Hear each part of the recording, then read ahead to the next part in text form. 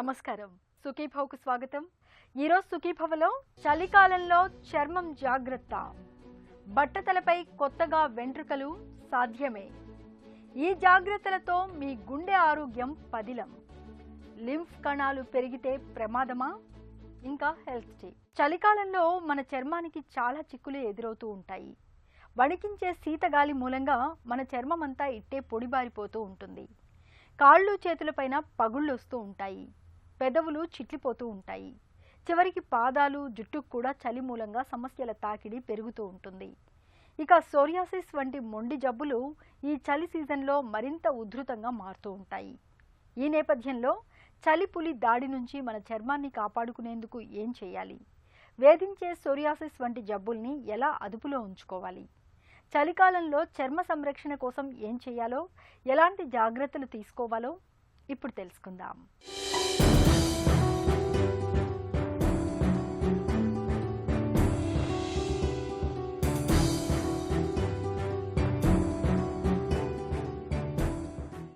మెల్లగా చలిపులి పంజా విసురుతోంది. ఉష్ణోగ్రతలు బాగా పడిపోతున్నాయి. మన శరీరంలో ఈ చలిగాలుల దెబ్బకు మొట్టమొదట దెబ్బతినేది మన చర్మమే. ఈ సీజన్లో పొడిగాలుల దెబ్బకు చర్మంలోని వేడి, తేమ రెండూ ఇట్టే ఎగిరిపోతాయి. దీంతో చర్మం విపరీతంగా పొడిబారుతుంది. ఫలితంగా చర్మంపై పగుళ్లు రావడం, దురదలు మొదలవడం, ఒకవేళ అప్పటికే ఎగ్జిమా, సోరియాసిస్ లాంటి సమస్యలు ఉంటే అవి మరింత తీవ్రమవుతాయి. ముఖం, పాదాలు ఎక్కువగా చలిగాలులకు గురవుతాయి. కాబట్టి అవి పొడిబారి, పగుళ్లు బారి, రక్తం కారడం, ఇన్ఫెక్షన్లకు దారితీయడం లాంటి సమస్యలు కూడా తరచుగా కనిపిస్తాయి. అందుకే ఈ సీజన్లో చర్మాన్ని కాపాడుకునేందుకు చర్మ సంరక్షణ విషయంలో ప్రత్యేకంగా తగిన జాగ్రత్తలు తీసుకోవాలని చెబుతారు నిపుణులు. స్కిన్కి సంబంధించి మనకి స్కిన్ ప్రాబ్లమ్స్లో డ్రై స్కిన్ అవ్వటం వల్ల ఎండలో తిరిగితే మళ్ళీ సన్కి సంబంధించిన ర్యాష్, ఎగ్జిమాలు అంటూ స్టార్ట్ అవుతుంటాయి. లిప్స్ మనం ఈ చలికాలంలో మనకి మామూలుగా దాహం తక్కువ ఉంటుంది. ఈ చలికాలంలో ఇంకొంచెం తక్కువ అయిపోయి ఇంకా వాటర్ సరిగ్గా తాగకపోయినా కానీ ఎక్కువ కోల్డ్ వెదర్ ఎక్స్పోజ్ అవుతే లిప్స్ క్రాక్ అవుట్ అంటూ స్టార్ట్ అవుతుంటుంది. దీన్ని మనం కీలైటిస్ అంటుంటాం. నెయిల్స్ కూడా ఎక్కువ వాటర్ తీసుకోకపోయినా, సరైన పోషకాహారాలు తీసుకోకపోయినా వింటర్కి కూల్ అయిపోయి బ్రిటిల్ నెయిల్స్ అంటే పొడిబారిన నెయిల్స్ లాగా కనపడుతుంటాయి. అండ్ అరిచేతుల్లో స్కిన్ కొంచెం మందంగా ఉంటుంది. వీటికి కరెక్ట్ అయిన మాయిశ్చరైజర్గా ఇవ్వకపోతే ఈ కోల్డ్ వెదర్కి హ్యాండ్ అండ్ ఫుట్ ఎగ్జిమాలు, ప్లస్ ఈ కోవిడ్లో ఎక్కువగా శానిటైజర్స్ వాడటం వల్ల, ఎక్కువగా వాష్ చేసుకోవడం వల్ల ఏదైతే న్యాచురల్ ఉందో ఇంకా పోయి హ్యాండ్ అండ్ ఫుట్ ఎగ్జిమాలు దారితీస్తుంటున్నాయి. ఇవి ఎక్కువ డస్ట్ కానీ, డిటర్జెంట్స్ కానీ, ఆకుకూరగాయలు కట్ చేసే వాళ్ళలో, ఇంకా లెదర్ చెప్పులు వేసుకునే వాళ్ళలో ఈ హ్యాండ్ అండ్ ఫుట్ ఎగ్జిమాలు ఎక్కువగా కనపడుతుంటాయి. మనం ఈ చలికాలంలో ఎటువంటి కాస్మెటిక్స్ వాడచ్చు? మన ఈ చలికాలంలో ఫస్ట్ చెప్పుకోవాల్సింది ఏంటంటే సోప్స్లో మనకి ఏదైతే బేబీ సోప్స్, చిన్నపిల్లల సోప్స్ ఉంటాయి, అంటే స్కిన్ మ్యాచింగ్ సోప్స్ అంటాం. అంటే స్కిన్ pH 5.5 ఉంటాయి. ఆ 5.5 pH మ్యాచింగ్ సోప్స్ అంటే నురుగు తక్కువ వచ్చే సోప్స్ మనం యూస్ చేయడం మంచిది. ఎంత నురుగు వస్తే అంత చీప్ క్వాలిటీ అని అర్థం. సో తక్కువ నురుగు వచ్చే సోప్స్ అంటే బేబీ సోప్స్ సజెస్ట్ చేయడం బెటర్. దాంతోపాటు మాయిశ్చరైజింగ్ సోప్స్ ఉన్న డాక్టర్ సజెషన్ మాయిశ్చరైజింగ్ సోప్స్ అయినా పర్లేదు. ఇది స్నానానికి మనకి వేడి నీళ్ళతో కాకుండా గోరువెచ్చని నీళ్ళు స్నానం చేసుకోవడం మంచిది. ఈ చలికాలంలో చాలామంది వేడి నీళ్ళతో పోసుకుంటే చాలా బాగుందని చెప్తుంటారు. కానీ ఆ వేడి నీళ్ళతో ఏమవుతుందంటే న్యాచురల్ ఆయిల్స్ పోయి ఇంకా స్కిన్ డ్రై అవడానికి ఇంకా హెల్ప్ అవుతుంటుంటాయి. సో గోరువెచ్చని నీళ్ళతో స్నానం చేసుకొని, స్నానం చేసే ముందు ఆయిల్ పెట్టుకోకుండా స్నానం చేసి వచ్చిన తర్వాత ఆయిల్ పెట్టుకుని అలవాటు చేసుకోవడం మంచిది.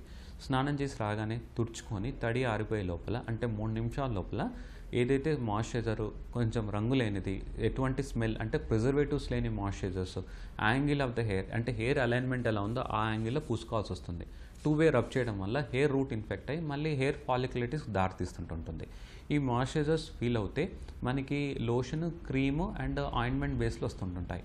అండ్ మనకి క్రీమ్ బేస్డ్ మాయిశ్చరైజర్స్ అంటే వాటర్ బేస్డ్ మాయిశ్చరైజర్స్ రెగ్యులర్గా వీలవుతే ట్వైస్ కానీ థ్రైస్ కానీ వాడుకోవడం వల్ల స్కిన్ డ్రై కాకుండా ఉంటుంది. ఇంకా ఈ మాయిశ్చరైజర్ అప్లై చేసుకునే ముందు టైం ఉండి వీలవుతే ఇంట్లో వ్యాజిలిన్, పెట్రోలియం జెల్లీగా పెట్టుకోగలిగితే ఇంకా మాయిశ్చరైజర్ డబుల్ ప్రొటెక్షన్ వచ్చి త్వరగా స్కిన్ డ్రై కాకుండా ఉంటుంది. లిప్ బామ్స్కి వస్తే ఏదైతే లిప్స్ క్రాక్ అవుతున్నాయో, ఎంత క్రాక్ అవుతుందో అంత వాటర్ మనం ఇంటేక్ రేస్ చేస్తూనే ఉండాలి. పలానా క్వాంటిటీ అంటూ లేదు. కానీ కిడ్నీ ప్రాబ్లం ఉన్న వాళ్ళలో అదైతే వాళ్ళ కిడ్నీ డాక్టర్ సజెస్ట్ చేసిన క్వాంటిటీ వాటర్ తీసుకోవాల్సి వస్తుంది. అది వాటర్ తాగి వెట్ లిప్స్ పైన లిప్ బామ్ పెట్టుకోగలిగితే త్వరగా లిప్స్కి రాకుండా ఉంటాయి. షాంపూస్కి వస్తే ఈ షాంపూస్లో కూడా మనకి డై డాండ్రఫ్ వచ్చే షాంపూస్ ఏదైతే హెయిర్ ఆయిల్ ఉందో హెడ్ బాత్ ముందు పెట్టుకొని కిటోకొనజోల్ 2% ఉన్న షాంపూస్ వారానికి ఒకసారి కానీ 2 సార్లు రూట్స్ కంటే స్కాల్ప్ వరకు వాడుకొని మిగతా హెయిర్కి అంటే ఆడవాళ్ళ మిగతా హెయిర్కి ఏదైనా బేబీ షాంపూ సజెస్ట్ చేయొచ్చు. పలానా షాంపూ వింటర్లో మంచిదంటూ ఉండదు, కానీ ఏదైతే లాదర్ నురుగు తక్కువ వచ్చే షాంపూస్ అయితే ఉంటే అది ప్రిపేర్ చేయడం వల్ల స్ప్లిట్ ఎండ్స్ కాకుండా కండిషన్ ఆఫ్ ద హెయిర్ బాగుంటుంది. అన్ని హెయిర్ ఆయిల్స్ ఒకటే హెడ్ బాత్ ముందు పెట్టుకోవడం వల్ల హెయిర్ కండిషన్ బాగుండి హెయిర్ మనకి స్ప్లిట్ ఎండ్స్ కాకుండా డ్యామేజ్ కాకుండా చూసుకుంటాయి తప్ప హెయిర్ ఆయిల్ వల్ల హెయిర్ గ్రోత్ రాదు, హెయిర్ ఆయిల్ వల్ల హెయిర్ ఫాల్ అవ్వదు. కానీ తలస్నానం చేసిన తర్వాత హెయిర్ ఆయిల్ పెట్టుకొని మనకి ఎన్విరాన్మెంట్ ఎక్స్పోజ్ అవుతే ఈ డస్ట్ అట్రాక్ట్ అయ్యి ఇంకా డై డాండ్రఫ్ అంటే దురద డాండ్రఫ్ ఇంకా ఎక్కువ అవటం జరుగుతుంటుంది. తడారిన పెదవులు, పగిలిన కాలిపాదాలు, బిరుసెక్కిన ముఖవర్చస్సు, పొడిబారి చిట్లిన వెంట్రుకలు, మృదుత్వం కోల్పోయిన చర్మం, కాస్త అటు ఇటుగా చలికాలంలో ఎవ్వర్ని చూసినా ఇవే ఆనవాళ్లు కనిపిస్తుంటాయి. మన చర్మం చలి దెబ్బకు చిగురుటాకులా వణికిపోతుంది. చలికాలంలో చర్మానికి ప్రధానంగా 3 రకాల సమస్యలు వచ్చి పడుతుంటాయి. ఒకటి, చర్మం పొడిబారడం వల్ల వచ్చే సమస్యలు.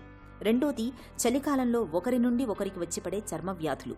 మూడోది, అప్పటికే చర్మ వ్యాధులున్న వారికి వాటి తీవ్రత పెరగడం.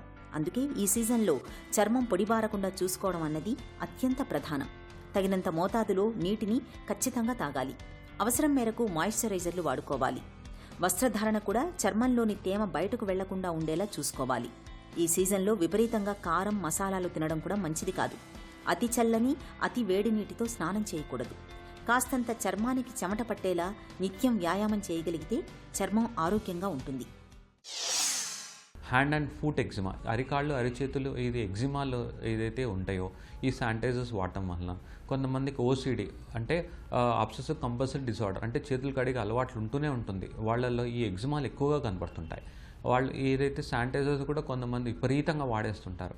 ఆ వాడటం వల్ల చేతులు త్వరగా క్రాక్స్ వచ్చేసి అంటే ఎగ్జిమాలకి దారితీస్తుంది. ఎగ్జిమా అంటే మనకి పొడి చర్మం వల్ల వచ్చే అలర్జీలు. అవి క్రాక్స్ వచ్చి దురదుండి నీరు రావడం స్టార్ట్ అవుతుంది మొదట్లో. ఆ తర్వాత అవి క్రోనిక్గా తయారయ్యి స్కిన్ ఎక్కడైతే మనం స్క్రాచ్ చేస్తామో అక్కడ ఇట్లా థిక్గా అండ్ ముదురుగా తయారవడం స్టార్ట్ అవుతుంటుంది. ఈ ఓసిడి ఉన్న వాళ్ళు ఏం చేయొచ్చు అంటే ఏదైతే మనకి శానిటైజర్స్ బదులు లిక్విడ్ క్లెన్జర్స్ ఉంటాయి, వాటితో చేతులు కడుక్కోవడం వల్ల న్యాచురల్ ఆయిల్స్ కొంతవరకైనా ప్రొటెక్ట్ చేయొచ్చు. ఈ ఎప్పుడైతే హ్యాండ్స్ వాష్ చేస్తారో అప్పుడు తుడుచుకొని వీళ్ళినప్పుడల్లా థిక్ యూరియా ఉన్న మాయిశ్చరైజర్స్ సజెస్ట్ చేయొచ్చు. ఇది అరికాళ్ళు అరిచేతులకి యూరియా ఉన్న మాయిశ్చరైజర్స్ చేతులు కడుక్కున్నప్పుడల్లా అప్లై చేసుకోవడం మంచిది. ప్లస్ ఏదైతే డస్ట్ కానీ డిటర్జెంట్స్ కానీ ఆకురగాయలు కట్ చేసేటప్పుడు ఇంట్లో ఏదైనా డిస్పోజల్ ప్లాస్టిక్ కవర్లు వేసుకొని కట్ చేయడం వల్ల అవి మనకి అలర్జీ తగలకుండా చూసుకోవచ్చు. అలానే ఈ డస్ట్ తీసేయడానికి వ్యాక్యూమ్ క్లీనింగ్ సజెస్ట్ చేయడం కూడా మంచిది. సో ఈ ఎగ్జిమాలు త్వరగా రాకుండా మనం నివారించుకోవచ్చు. చలికాలంలో ముఖ్యంగా చర్మం పొడిబారకుండా ఉండేందుకు కొబ్బరి నూనె, ఆలివ్ నూనె, సన్ఫ్లవర్ నూనెను చర్మానికి తరచూ పట్టిస్తుండాలి. మార్కెట్లో దొరికే మాయిశ్చరైజర్లను వాడడం మంచిదే. స్నానానికి వెళ్లే ముందు ఒంటికి నూనె రాసుకోవడం వల్ల చర్మం పొడిబారకుండా ఉంటుంది. స్నానం చేసే నీటిలో కొన్ని చుక్కల ఆలివ్ నూనెను కలుపుకోవడం వల్ల కూడా మంచి ఫలితం ఉంటుంది. గ్లిజరిన్ సబ్బులతోనూ సున్నిపిండితోనూ స్నానం చేయడం వల్ల శీతాకాలంలో చర్మం చక్కటి ఆరోగ్యంతో ఉంటుంది. ఇప్పటికే సొరియాసిస్, ఎగ్జిమా లాంటి చర్మ వ్యాధులతో బాధపడేవాళ్లు నేరుగా చర్మానికి తగిలేలా స్వెట్టర్లను వేసుకోకూడదు. ముందుగా కాటన్ దుస్తుల్ని వేసుకుని వాటిపైన ఉన్ని దుస్తుల్ని, స్వెట్టర్లని ధరించడం మంచిది. హెల్త్ న్యూస్ మీకోసం. సిరి సంపదలు ఎంతగా ఉన్నా నెత్తిన జుట్టు లేకపోతే ఆ లోటే వేరు. బట్టతల కారణంగా మహిళలు కూడా తీవ్రమైన ఆత్మన్యూనతకు గురవుతున్నారు. దీనికి పరిష్కారం కనుగొనేందుకు ప్రపంచవ్యాప్తంగా ఎన్నో పరిశోధనలు జరుగుతున్నాయి. అఖిల భారత వైద్య విజ్ఞాన సంస్థ, పాట్నాలోని ఐఐటీలు కూడా సంయుక్తంగా దీనిపై దృష్టి సారించాయి. గామా కిరణాలతో బట్టతలపై జుట్టు పుట్టుకొచ్చేలా చేయొచ్చని, ఆ దిశగా తాము కృషి చేస్తున్నామని పరిశోధకులు పేర్కొంటున్నారు. బట్టతల అనేది 3 దశల్లో సంప్రాప్తిస్తుందని పరిశోధకులు వివరిస్తున్నారు. మొదటి దశ అనాజెన్. ఈ దశలో జుట్టు కుదుళ్లలో చీలికలొస్తాయి. దీంతో వెంట్రుకలు పట్టు కోల్పోయి రాలిపోవడం మొదలవుతుంది. రెండో దశ కెటాజెన్. మొదటి దశ ఫలితంగా ఇది మొదలవుతుంది. రెండో దశలో జుట్టు పెరగడం ఆగిపోతుంది. బట్టతల ఆనవాళ్లు కనిపిస్తాయి. టెలోజెన్ అనే 3వ దశలో సమస్య తీవ్రంగా ఉంటుంది. కొత్తగా జుట్టు మొలవడం అన్నదే ఉండదు. బట్టతలకు పరిష్కారంగా పేర్కొంటోన్న హెయిర్ ట్రాన్స్ప్లాంటేషన్ అన్నది ఖర్చుతో కూడుకున్న వ్యవహారం. పైగా దుష్ఫలితాల ముప్పు కూడా ఎక్కువగానే ఉంటుంది. వీటిని దృష్టిలో పెట్టుకుని ఐఐటి పాట్నాలోని ఇంక్యుబేషన్ సెంటర్లో ప్రత్యేక గాడ్జెట్ను ఏర్పాటు చేశారు. దీని ద్వారా గామా కిరణాలతో చికిత్సను అందిస్తారు. టెలోజన్ దశలో ఉన్న సమస్యను కెటాజన్కు మారేలా చేస్తారు. తద్వారా బట్టతలపై కొత్తగా వెంట్రుకలు మొలవడం మొదలవుతుందని పరిశోధకులు చెప్తున్నారు. గుండె జబ్బులు మొదలయ్యాక ఒక పట్టాన తగ్గవు. ఓవైపు మందులు వాడుతూ మరోవైపు జీవనశైలి, ఆహారం, అలవాట్లు, వ్యాయామం ఇలా అన్ని విషయాల్లోనూ తగిన జాగ్రత్తలు తీసుకోవాల్సి ఉంటుంది. ఇలా గుండె జబ్బుల బారిన పడి బాధపడడం కన్నా అసలు గుండె ఆరోగ్యమే దెబ్బతినకుండా అన్ని రకాలుగా తగిన జాగ్రత్తలు తీసుకోవడం అన్ని విధాలా మేలు. గుండెకు చేటు చేసే ఆహారాలు, అలవాట్లు, ఇతరత్రా ముప్పు కారకాలపై అవగాహన పెంచుకుని తగిన జాగ్రత్తలు తీసుకోవడం ద్వారా గుండె జబ్బుల ముప్పును ఎలా తప్పించుకోవచ్చో ఇప్పుడు తెలుసుకుందాం.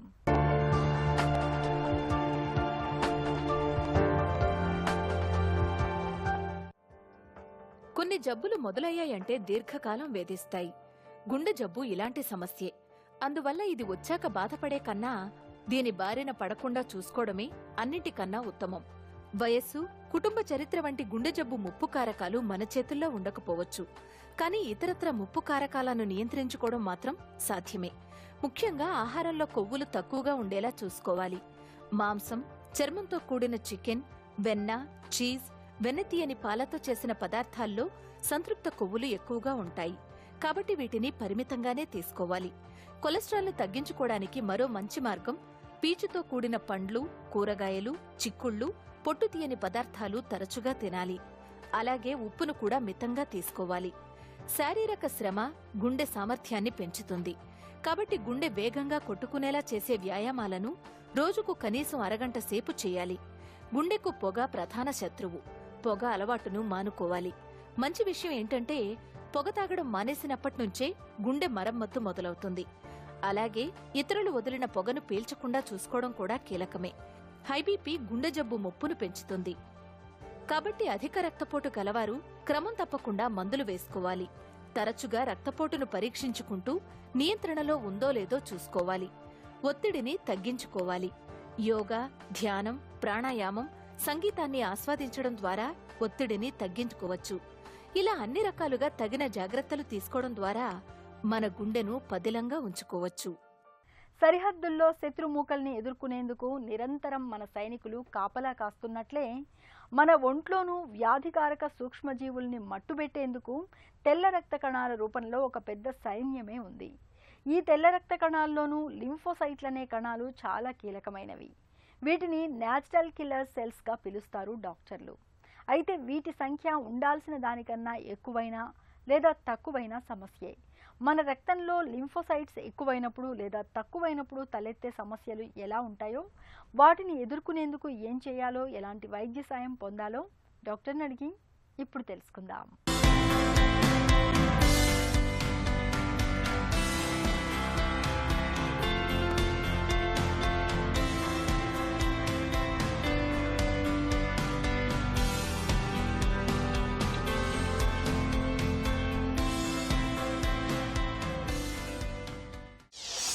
లింఫోసైట్స్ అంటే ఏంటి? వీటి ప్రాధాన్యం ఏంటి? లింఫోసైట్స్ అనేది మన శరీరంలో వైట్ సెల్స్లో ఒక టైప్ ఆఫ్ సెల్ అండి. బోన్ మ్యారోలో మన రక్త కణాలన్నీ తయారవుతాయి. వైట్ సెల్స్, ప్లేట్లెట్స్, అలానే రెడ్ సెల్స్. వైట్ సెల్స్లో 5 టైప్స్ మనకు తెలిసినంత వరకు. న్యూట్రోఫిల్స్ అనేది ఒక రకం, లింఫోసైట్స్, బేసోఫిల్స్, ఈసినోఫిల్స్, మోనోసైట్స్. అందుట్లో లింఫోసైట్స్ అనేది మన శరీరంలో దాదాపు 20 to 40% ఉంటాయి. వాటి ఫంక్షన్ ఏంటంటే ఎప్పుడన్నా ఇన్ఫెక్షన్స్ వచ్చినా లేకపోతే ఏమన్నా క్యాన్సర్స్ కానీ అలాంటివి ఏమైనా ఉన్నా సరే బాడీలో ఉన్న సెల్స్ ఐడెంటిఫై చేసి వాటితో ఫైట్ చేయడానికి హెల్ప్ఫుల్గా ఉంటాయి అన్నమాట. లింఫోసైట్స్ అనేది 3 టైప్స్ ఉంటాయి. టీ సెల్స్, బి సెల్స్, అలానే నేచురల్ కిల్లర్ సెల్స్ అనేది. అందులో బి లింఫోసైట్స్ అనేది యాంటీబాడీస్ తయారు చేసి they can help fight the infections. అలానే టీ లింఫోసైట్స్ అనేది మెజారిటీగా ఉంటాయి. అవి దాదాపు 60 to 80% మన శరీరంలో ఉంటాయి. అవి ఏంటంటే ఎప్పుడన్నా ఇన్ఫెక్షన్ కానీ ఏమన్నా ఫారిన్ బాడీ కానీ మన బ్లడ్లో డిటెక్ట్ చేసినాయి అనుకోండి, అప్పుడు అవి యాక్టివేట్ అయ్యి దాని ద్వారా బ్యాక్టీరియాని కానీ వైరస్ని కానీ అటాక్ చేస్తాయి అన్నమాట.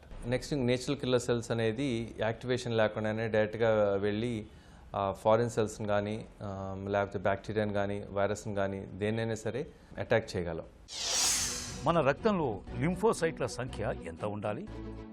మనం బ్లడ్ కౌంట్స్ చెక్ చేసుకునేటప్పుడు చూసేది న్యూట్రోఫిల్స్ ఫస్ట్. అందులో అవి దాదాపు 50 to 60% ఉంటాయండి. అది ఎక్కువ ఉంటే న్యూట్రోఫిలియా అంటాం, తక్కువ ఉంటే న్యూట్రోపీనియా అంటాం. అలానే లింఫోసైట్స్ అనేది కూడా నెక్స్ట్ మనం చూడాల్సినటువంటిది. మనకున్నటువంటి normal white cell count range అంటే 4 to 11 అనేది మనం రిపోర్ట్స్లో చూస్తూ ఉంటాం. అందులో 30 to 40% అనేది లింఫోసైట్స్ ఉంటాయి. ఎక్కువైతే దట్స్ కాల్ లింఫోసైటోసిస్. అది ఎందుకు అనేది కూడా మనం ఆలోచించాలి. తక్కువ అంటే 10% అలా ఉన్నాయనుకోండి, దాన్ని లింఫోపీనియా అంటాం. అది ఎందుకు అనేది కూడా మనం వీ షుడ్ నో. లింఫోసైట్లు పెరగటానికి లేదా తగ్గటానికి కారణాలేంటి? రక్తంలో తెల్ల కణాలు పెరగడానికి మోస్ట్ ఆఫ్ ద టైమ్ అది వైరల్ ఇన్ఫెక్షన్స్ వల్లే పెరుగుతూ ఉంటాయి. అంటే కామన్గా ఎప్స్టీన్ బార్ వైరస్ ఇన్ఫెక్షన్స్ వల్ల కానీ, అలానే మీజిల్స్, మమ్స్, రూబెల్లా అటువంటి ఇన్ఫెక్షన్స్, హెపటైటిస్ అంటే కామన్ వైరల్ ఇన్ఫెక్షన్స్ అంటే జలుబు చేసిన వీటి వల్ల కూడా మన శరీరంలో మార్పులు చేర్పులు అనేది వస్తూ ఉంటాయి. లింఫోసైట్స్ డెంగ్యూ ఇన్ఫెక్షన్స్ వచ్చినప్పుడు లింఫోసైట్స్ కొంతమందిలో ఎక్కువ కనిపిస్తూ ఉంటాయి. బ్యాక్టీరియల్ ఇన్ఫెక్షన్స్లో పర్టుసిస్ అంటాం, అంటే కోరింత దగ్గు అటువంటి వాటిల్లో లింఫోసైటోసిస్ అనేది పెరగచ్చు. కొంతమంది ట్యూబర్క్లోసిస్లో పెరగచ్చు.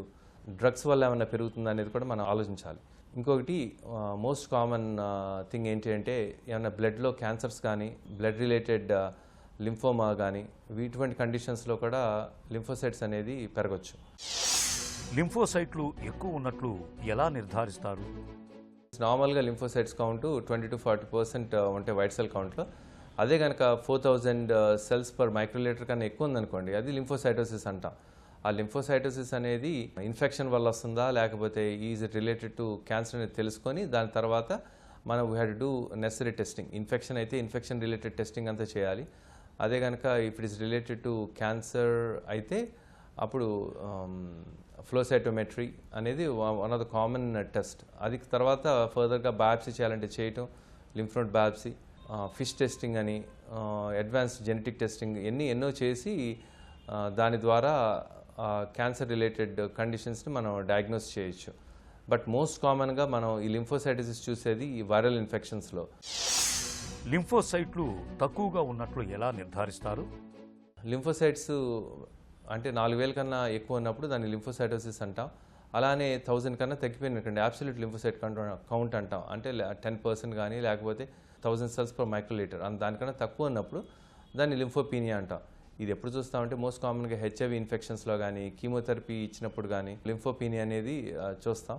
లింఫోపీనియా అనేది కూడా ఎందుకు వచ్చింది అనేది మనం చాలా సీరియస్గా చూడాల్సిందే. లింఫోసైట్లలో హెచ్చు తగ్గులకు చికిత్స ఎలా ఉంటుంది? లింఫోసైట్స్ ఎందుకు పెరిగినాయి అనేది ముందు మనం ఫస్ట్ తెలుసుకోవాలండి. అది ఇన్ఫెక్షన్ అనుకోండి, ఆ ఇన్ఫెక్షన్ మనం ట్రీట్ చేయగలిగితే ఓవర్ పీరియడ్ ఆఫ్ టైం ఆ లింఫోసైటోసిస్ తగ్గొచ్చు. అదే కనుక క్యాన్సర్ వల్ల అయితే మనం క్యాన్సర్ సంబంధించిన వైద్యం అనేది స్టార్ట్ చేయాలి. అది క్యాన్సర్ సంబంధించిన వైద్యం లింఫోసైటోసిస్లో ఎమ్మటే వైద్యం మొదలు పెట్టాలా లేకపోతే లేట్గా వైద్యం మొదలు పెట్టాలా అనేది మనం చేసే డయాగ్నోసిస్ని బట్టి. క్రానిక్ లింఫోసైటిక్ లుకీమియా అనుకోండి, దాన్ని వారం బ్లడ్ టెస్ట్ చేస్తే చూడొచ్చు. చూసి ఓవర్ పీరియడ్ ఆఫ్ టైం దాన్ని అబ్జర్వ్ చేసి తర్వాత ట్రీట్మెంట్ డెసిషన్ అనేది తీసుకోవచ్చు. కొంతమందిలో ఈ లింఫోసైట్స్ అనేది చాలా ఫాస్ట్గా పెరుగుతూ ఉంటాయి, అంటే అక్యూట్ లింఫోబ్లాస్టిక్ లుకీమియా అని చెప్పి. లింఫోబ్లాస్ట్లు ఎక్కువ పెరుగుతూ ఉన్నాయనుకోండి, వాళ్ళకి ఆయాసం అటువంటి ప్రాబ్లమ్స్ రావచ్చు. కొంతమందిలో ఈ లింఫోసైట్స్తో పాటు స్ప్లీన్ కానీ, లివర్ కానీ, లింఫ్ నోడ్స్ కానీ ఎన్లార్జ్మెంట్ ఉండి వేరే కండిషన్స్ డయాగ్నోస్ చేయొచ్చు. అంటే నాన్ హాజ్కిన్స్ లింఫోమాలో డిఫరెంట్ టైప్స్ అనమాట. దానికి either we can observe it depending on patient condition బట్టి, లేదంటే వైద్యం చేయాలి అంటే దానికి ప్లాన్ చేసుకొని వైద్యం చేస్తే దానికి ఆ కణాలు తగ్గడానికి ఆస్కారం ఉంటుంది. ఆ లింఫోసైట్స్ ప్రోగ్నోసిస్ దేని మీద డిపెండ్ అయి ఉంటుందంటే మనం వాళ్ళకి వచ్చినటువంటి జబ్బుని పట్టి ఉంటుందండి. ఇన్ కేస్ అది వైరల్ ఇన్ఫెక్షన్ అయితే మనం దాన్ని ట్రీట్ చేయొచ్చు. హెచ్ఐవి ఇన్ఫెక్షన్ అయితే we have all the drugs to treat HIV, దాంతో మనం కంట్రోల్ చేయొచ్చు. అదే కనుక లుకీమియాస్, లింఫోమాస్ అయితే దాన్ని డయాగ్నోసిస్ని బట్టి మనం కీమోథెరపీ కానీ, అబ్జర్వేషన్ కానీ చేయాల్సి వస్తుంది. లింఫోసైట్లపై మనకు ఎలాంటి అవగాహన అవసరం? లింఫోసైటోసిస్ అనేది కామన్గా చూసేటటువంటి ప్రాబ్లం. లింఫోసైట్స్ అనేది 4000 కన్నా దాటినాయి అనుకోండి, సో దెన్ అది పాలిక్లోనలా లేకపోతే ఒక సింగిల్ క్లోన్ నుంచి క్యాన్సర్ సెల్స్ లాగా ఫామ్ అవుతున్నాయి అనేది ఫస్ట్ అండ్ ఫార్మోస్ట్ దాన్ని డిటర్మిన్ చేసుకోవాలి. ఫ్లో సైటోమెట్రీ చేసే ముందు మైక్రోస్కోప్లో చూసి పెరిఫరల్ స్మియర్ ఎగ్జామినేషన్ ఆ టైప్ ఆఫ్ సెల్స్ని బట్టి మనం నెక్స్ట్ ప్లాన్ ఆఫ్ యాక్షన్ చేయాలి. Flow cytometry will confirm the type of problem. తర్వాత ఆ జబ్బును మనం తెలుసుకొని వైరల్ కండిషన్స్, హెచ్ఐవి ఇవన్నీ ఎక్స్క్లూడ్ చేసుకున్న తర్వాత దెన్ లుకీమియా కానీ లింఫోమా కానీ అయితే దాన్ని అప్రోప్రియేట్గా ఆంకాలజిస్ట్ని కన్సల్ట్ చేసి దానికి ట్రీట్మెంట్ తీసుకుంటే డిసీజ్ని తొందరగా కంట్రోల్ చేసుకోవచ్చు. మన రక్తంలో లింఫోసైట్ కణాలు ఎప్పుడూ తగ్గుపాళ్లలోనే ఉండాలి. వాటి సంఖ్య ఎక్కువైనా లేదా తక్కువైనా మన శరీరంలో ఏదో సమస్య తలెత్తిందని అర్థం. పరీక్షలో లింఫోసైట్ కణాల్లో హెచ్చుతగ్గులు ఉన్నప్పుడు వెంటనే తగిన వైద్య సాయం తీసుకోవాలి. ఒక చిన్న చిట్కా మీకోసం. చలికాలంలో జుట్టు పొడిబారకుండా ఉండేందుకు రాత్రి పడుకోబోయే ముందు కానీ లేదా ఉదయం పూట స్నానానికి ముందు కానీ గోరువెచ్చటి కొబ్బరి నూనెను కుదుళ్లకు పట్టించి మృదువుగా మర్దన చేయండి. జుట్టు పొడిబారకుండా ఉంటుంది. సుఖీభవ కార్యక్రమానికి సంబంధించిన మీ విలువైన సూచనలు, సలహాలను వెంటనే మాకు రాయండి. మా చిరునామా Sukhibhava, ETV, Ramoji film city, Hyderabad 501512 లేదా sukhibhava@etv.co.in కు ఈమెయిల్ చేయండి.